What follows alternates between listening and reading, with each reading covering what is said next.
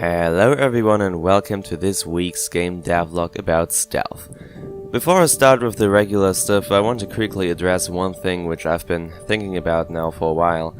I'm currently doing the development log videos weekly, and I definitely like doing them, also with cutting some real life footage in it. It's a great type of video which I love to do.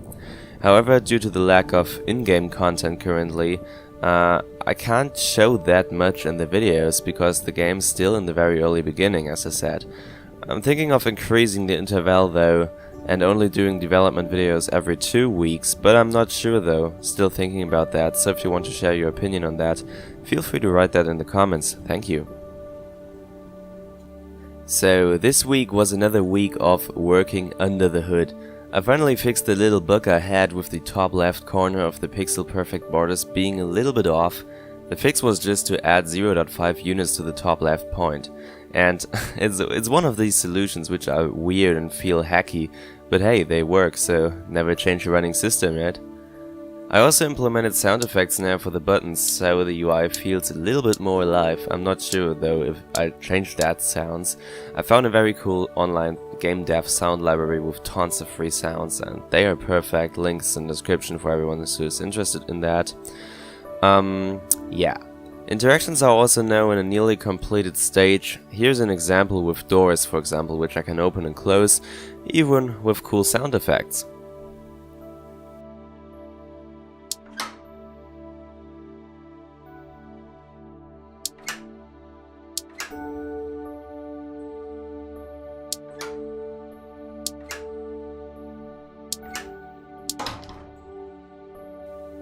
Another and very interesting journey was to actually find the right proportions between the UI elements. This is the kind of stuff which friends of me hear and say, well, where's the problem? But actually doing it involves a lot of thinking, because I had the problem that the interaction buttons felt too small, but if I increased the size they felt too big.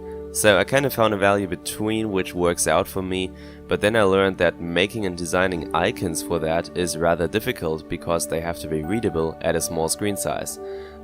Because also obviously I have to support people who are playing it in a very small resolution like 720p for example. That would be a problem.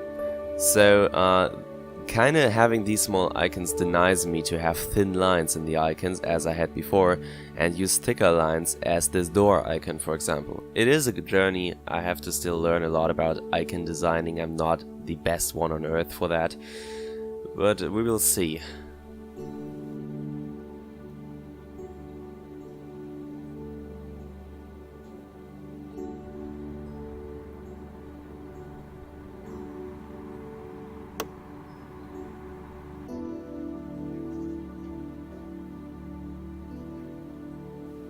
At the end of the week I managed to create some materials and textures and added also some other ones to the project I bought on the Unreal Marketplace. To start with making the rooms a little bit more, let me say, roomy.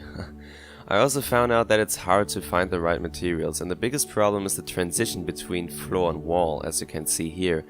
It doesn't look very good as of right now, but I'm sure I will figure something out which works there, like having little bar on top of the wall.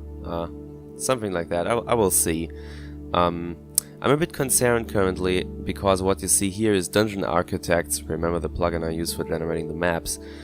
This is the floor plan builder, which allows the generation of room interiors, and therefore it's completely different from the grid plan builder I had before.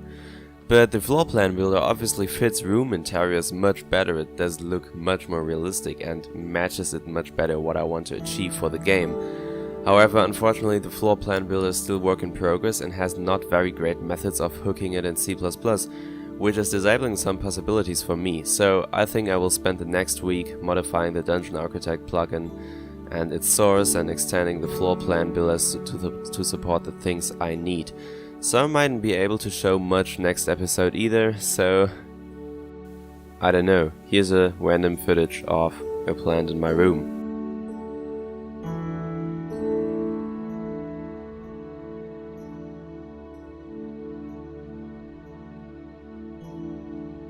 To finish the week off, I had a great bike ride because the weather was fantastic once again, And I really love that the town I live in has this land site next to it, so I'm up in the nature in less than 20 minutes.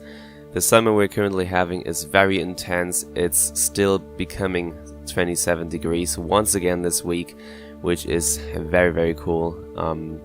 I'm celebrating my birthday next week on the 9th, so I'm hoping that the weather will be great there too.